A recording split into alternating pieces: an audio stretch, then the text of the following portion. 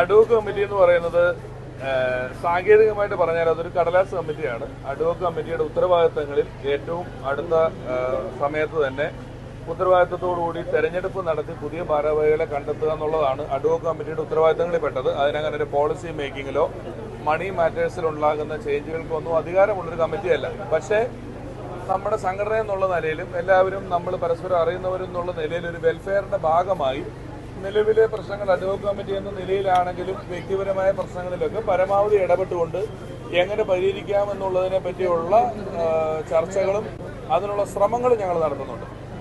പുതിയൊരു സ്ഥിരം കമ്മിറ്റി വരുന്നതിന് മുമ്പുള്ള ഒരു താൽക്കാലിക സംവിധാനമാണ്. അതെ, സ്ഥിരം കമ്മിറ്റി അതിനുള്ള ഒരു ചർച്ചകളൊക്കെ ആരംഭിച്ചിട്ടുണ്ട്. ഞങ്ങൾ അഡ്വോക്ക് കമ്മിറ്റി ഇന്നലെ ആദ്യത്തെ യോഗം കൂടി. ഗണേഷ് ചേട്ടനും ഷാജോൻ ചേട്ടനും മാത്രം ഓൺലൈനിലും ഞങ്ങൾ ബാക്കിയുള്ളവർ അമ്മയുടെ ഓഫീസിൽ ചെന്ന് ഇന്നലെ ഞങ്ങളുടെ ആദ്യത്തെ യോഗം കൂടി. ആദ്യത്തെ യോഗത്തിൽ കുറച്ച് തീരുമാനങ്ങളൊക്കെ എടുത്തിട്ടുണ്ട്. അതിപ്പോൾ അങ്ങനെ നമ്മളൊരു പൊതുമാധ്യമത്തിൽ പറയേണ്ട അവസ്ഥയിലേക്ക് എത്തിയിട്ടില്ല. നമുക്ക് തെരഞ്ഞെടുപ്പ് പരമാവധി വേഗത്തിൽ നടത്തുക, പുതിയൊരു കമ്മിറ്റിയെ കൊണ്ടുവരിക. നിലവിൽ അമ്മ എന്ന് പറയുന്നൊരു സംഘടന ഞാനൊക്കെ 90കളുടെ അവസാനം അമിതാഭ് ബച്ചനും കമലഹാസനും ഒക്കെ പങ്കെടുത്ത് സിനിമയിൽ നമ്മൾ കാണുന്ന നായകനും വില്ലനും ഒക്കെ കൂടെ ഒന്നിച്ച് വന്ന് പരിപാടികൾ അവതരിപ്പിക്കുന്നത് കണ്ട് കൊതിയോടെ നിന്നൊരു സംഘടന. ഒരുപക്ഷെ വളരെ കുറച്ച് ആളുകൾ മാത്രം ഉണ്ടായിട്ട് ഇത്രയധികം നല്ല കാര്യങ്ങൾ ചെയ്യുന്ന ഒരു സംഘടന, നല്ല കാര്യങ്ങളൊക്കെ ചെയ്യുന്ന ഒരു സംഘടന എന്നുള്ള നിലയിൽ അതിൻ്റെ ഇപ്പോഴത്തെ അവസ്ഥ കാണുമ്പോൾ അതിൽ പ്രവർത്തിക്കുന്ന ഒരാളെന്നുള്ള നിലയിലൊരു മാനസികമായ വേദന എല്ലാവർക്കും ഉള്ളതുപോലെ എനിക്കും തോന്നുന്നുണ്ട്. അതുകൊണ്ട് തന്നെ വ്യക്തിപരമായിട്ട് ആളുകൾ തമ്മിലുള്ള പ്രശ്നങ്ങളും അതിനുണ്ടായിട്ടുള്ള കമ്മ്യൂണിക്കേഷൻ ഗ്യാപ്പുകളും വ്യക്തികൾ അമ്മ സംഘടനയിൽ പറയുന്ന അവരുടെ പ്രശ്നങ്ങൾക്ക് പരിഹാരം ഉണ്ടാക്കാനുള്ള നീക്കങ്ങളുമൊക്കെ വളരെ കാര്യക്ഷമമായി നടത്തപ്പെടേണ്ടുന്ന രീതിയിലുള്ള ഒരു കമ്മിറ്റിയെ ഇത് ഏൽപ്പിക്കുക എന്നുള്ളതാണ് നമ്മുടെ ഉത്തരവാദിത്തം.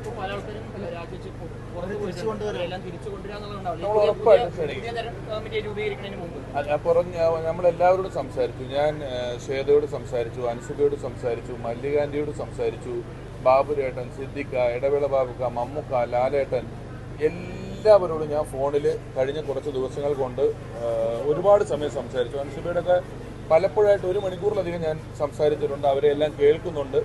അവരുടെയൊക്കെ പ്രശ്നങ്ങൾ എന്താണ്, അത് എന്തുകൊണ്ടാണ് ഉണ്ടായിരിക്കുന്നത്, അതിന് നിലവിൽ നമുക്ക് എങ്ങനെ അത് പരിഹരിക്കാൻ കഴിയും തുടങ്ങിയ കാര്യങ്ങളിലൊക്കെ നമ്മൾ പലതരത്തിൽ ആലോചിക്കുന്നുണ്ട്.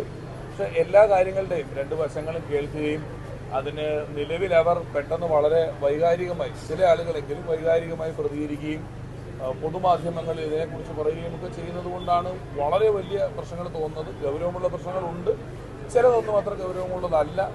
ഇതിലെല്ലാം നമ്മൾ വളരെ ഉത്തരവാദിത്വത്തോടു കൂടി പറ്റുന്നിടത്തോളം പരിഹാരങ്ങൾ കാണണമെന്നും ആ സംഘടന, ഇപ്പം ഞാൻ ഇന്നാൾ പറഞ്ഞില്ലേ വെള്ളപ്പൊക്കം വന്നപ്പോൾ 500 പേരുള്ളൂ ഈ സംഘടന. വെറും 500 പേരുള്ള സംഘടന നമ്മൾ താരസംഘടന എന്ന് പറയുന്നതിലൊരു 15 പേരുണ്ടാകും, സോ കോൾഡ് താരങ്ങൾ എന്ന് വിളിക്കാവുന്നത്. ബാക്കിയെല്ലാം വളരെ അവസരങ്ങൾ കാര്യമായി ഇല്ലാത്ത, വരുമാനം കാര്യമായിട്ടില്ലാത്ത, സംഘടനയിൽ നിന്ന് കിട്ടുന്ന മരുന്നിനെ ആശ്രയിച്ചും സംഘടനയിൽ നിന്ന് കിട്ടുന്ന കൈനീട്ടത്തിനെ ആശ്രയിച്ചും ജീവിക്കുന്നവരാണ്.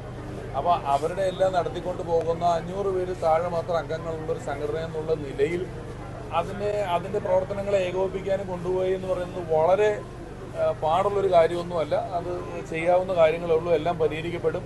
പുതിയ കമ്മിറ്റി വരും, അവരെല്ലാം കൃത്യമായി നോക്കിക്കോളും. വ്യക്തിപരമായിട്ടുള്ള ആരോപണങ്ങളിലൊക്കെ നമുക്ക് വ്യക്തിപരമായ പ്രശ്നങ്ങളാണല്ലോ, എത്രത്തോളം ഇടപെടാൻ പറ്റുമോ അത്രത്തോളം അതിൻ്റെ ആഴങ്ങളിൽ ഇടപെടുകയും പരിഹാരങ്ങൾ കാണുകയും ചെയ്യും.